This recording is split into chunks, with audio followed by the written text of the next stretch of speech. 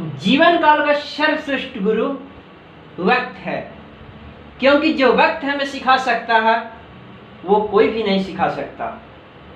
नमस्कार, मैं Dharmendra Kumar Kashyap Dharmendra motivational classes में संपूर्ण भारतवर्ष के समस्त दर्शकों श्रोतागणों को हार्दिक स्वागत करता हूं। जैसा कि आज के सत्र में मैं न्यू टॉपिक को स्टार्ट कर रहा हूं, वॉइस कहें तो वाच्य। इंट्रोडक्शन की बात करें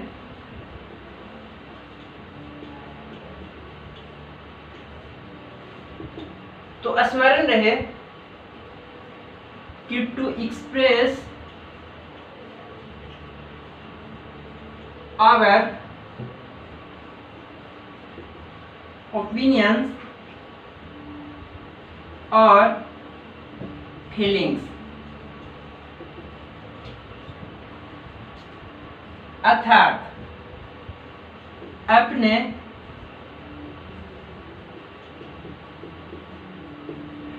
विचारों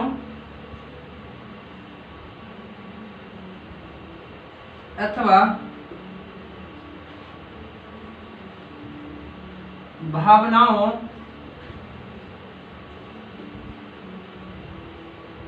को प्रकट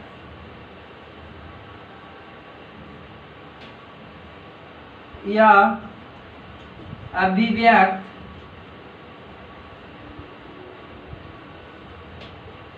करना वाच्य कहलाता है।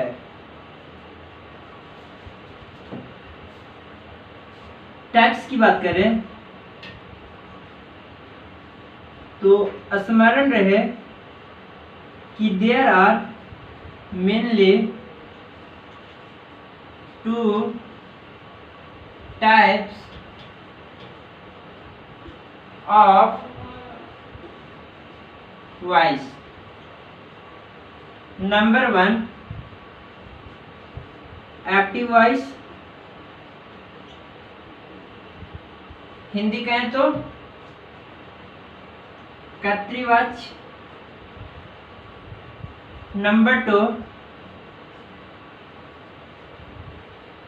पैसिव वॉइस, हिंदी कहें तो कर्म वाच्य।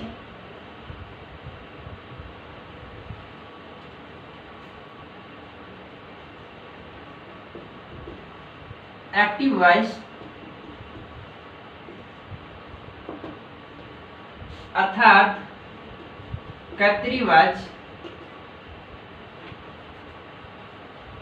की परिभाषा की बात करें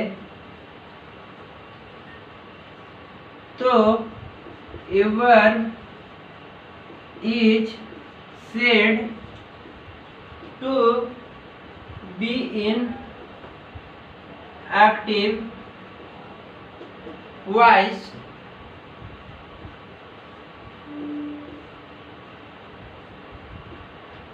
when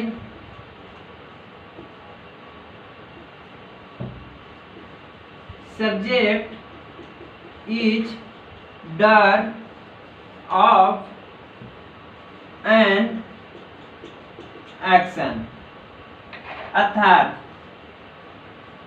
क्रिया के उस रूप को कर्तृवाच्य कहा जाता है जब कार्य संपन्न करने वाला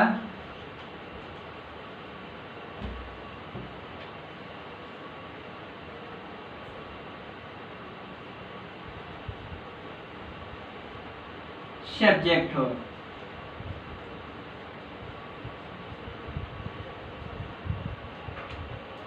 एग्जाम्पल की बात करें तो आई राइट a letter मैं पत्र लिखता हूँ।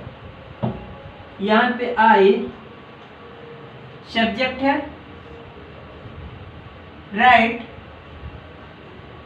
वर्ब है, अ लेटर ऑब्जेक्ट है। तो स्मरण रहे कि क्रिया के उस रूप को कर्तृवाचक कहा जाता है जब कार्य संपन्न करने वाला कोई सब्जेक्ट हो। इंग्लिश कहें तो a verb is said to be in active voice when subject is done of an action। तो बताना भाई, I write a letter, इसमें कार्य संपन्न करने वाला कौन है भाई? कार्य संपन्न करने वाला कौन है? मैं। क्योंकि I write a letter, मैं पत्र लिखता हूँ। पत्र लिखने वाला काम कौन कर रहा है भाई? सब्जेक्ट I कर रहा है। फिर बात की, हाँ जी।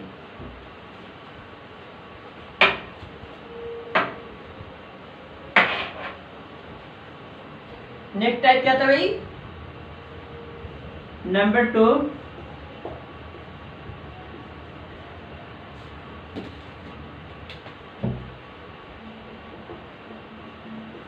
पैसिव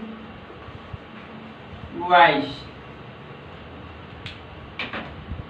हिंदी कहें तो कर्म वाच्य। तो स्मरण रहे कि a verb is said to be in passive voice when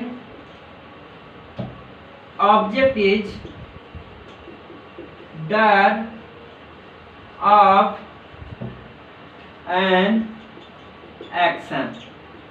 अर्थात क्रिया के उस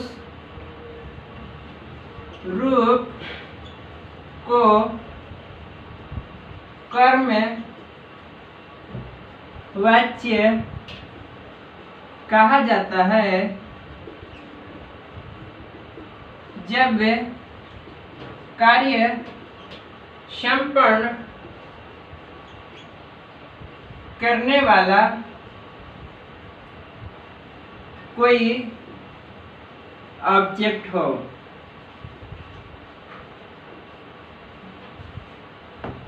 एग्जाम्पल की बात करें तो a letter is written by me. बताना भाई, अ लेटर यहाँ पे क्या है भाई? बताना। ऑब्जेक्ट इनटू सब्जेक्ट है तो ऑब्जेक्ट बट सब्जेक्ट के रूप में काम कर रहा है, तो क्या लिख सकते हो? Object into subject. फिर बात के object into subject. Is written क्या है भाई? B form.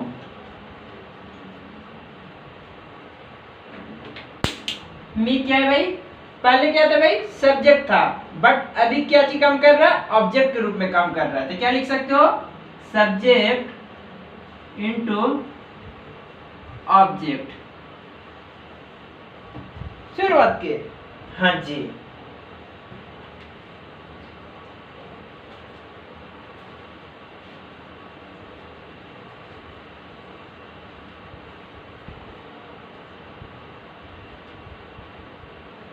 यदि स्ट्रक्चर की बात करें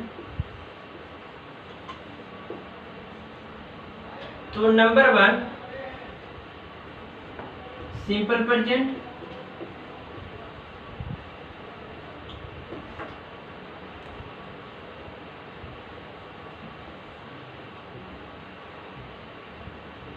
एक्टिव वॉइस के स्ट्रक्चर सबसे पहले सब्जेक्ट, उसके बाद V1 या V5 और प्लस ऑब्जेक्ट।